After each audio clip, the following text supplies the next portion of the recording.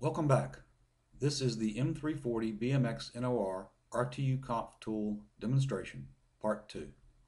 I am demonstrating the creation of a simple but typical RTU application for tank level monitoring with trending and alarming using a MODICON M340 and DNP3 protocol. In part 1, I used the U2V DFB Mngr to create the UnityPro code and variables for the M340. The DFB selected was built for use in systems using Vijeo Citect and M340 DNP3 systems. This means that the custom field of the variables defined in the DFB project template section contained the VJC Bldr syntax and the RTUconf tool syntax. The DFB manager was set to auto-generate the DNP3 point addresses.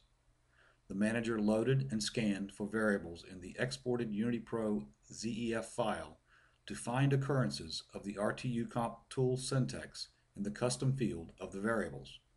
There were no variables defined in the Unity project, so the tool set the base DNP3 address for AIs, AOs, BIs, and BOs to 0, and assigned the addresses, incrementing them from that origin.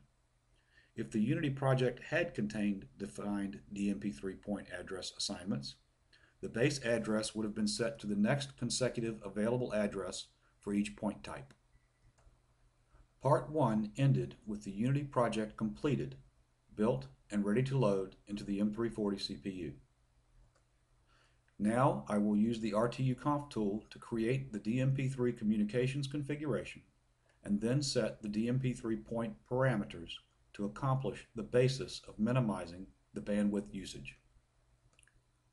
I launch the RTUconf tool and create a new RTUconf file using the tool's wizard.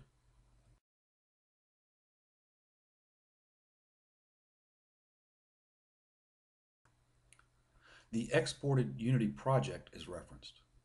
I will use UDP to further reduce the bandwidth requirements. I will be assigning trend events to class 1 and alarm events to class 2, so to ensure that these event notifications are reported as soon as possible, I adjust the buffers accordingly.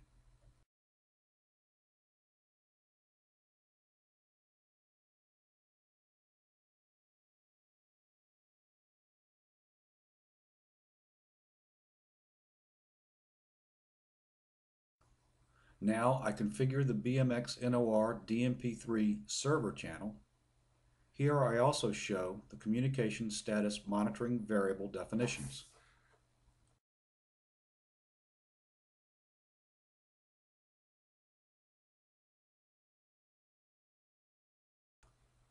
I write the communication status monitoring variables to an XSY file for import into the Unity project. This completes the communications configuration. I will not be duplicating this RTU, so I do not need to extract the XEF file content. I will be editing the point parameters, so I will not write the RTUconf.xml file at this time. The editor is populated with the DNP3 points defined in the Unity project, and I will first edit the level analog input point that will be trended. I can confirm the scaling of the level analog input by switching to the Unity Variables tab. The scaling is in the Bldr syntax and is 0 to 24 feet. I will assign the point to class 1, add report by exception, and include time so reported data can be recorded into the Vijeo Citect trend file. The threshold is set to 4 feet, so I will get reported data only when the level has changed by 4 feet since the last reported data.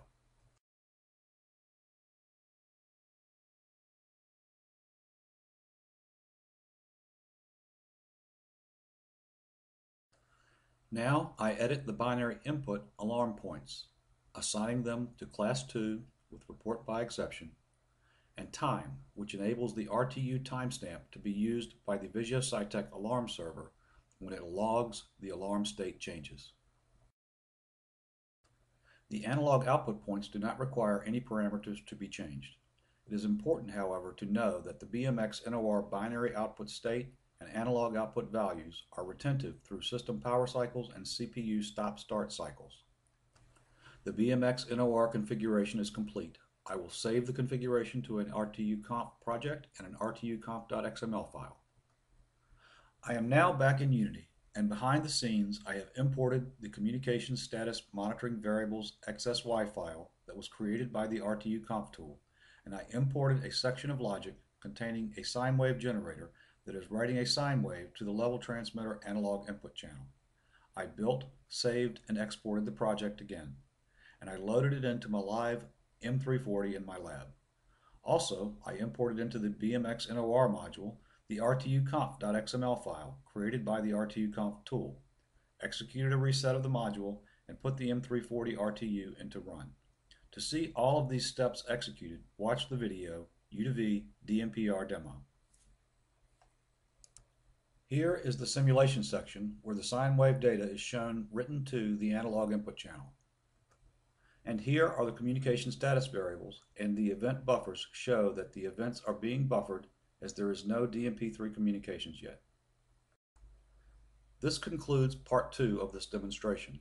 If you're not watching through the playlist and want to continue with part 3, locate the video M340 BMXNOR RTUconf Tool Demonstration Part 3.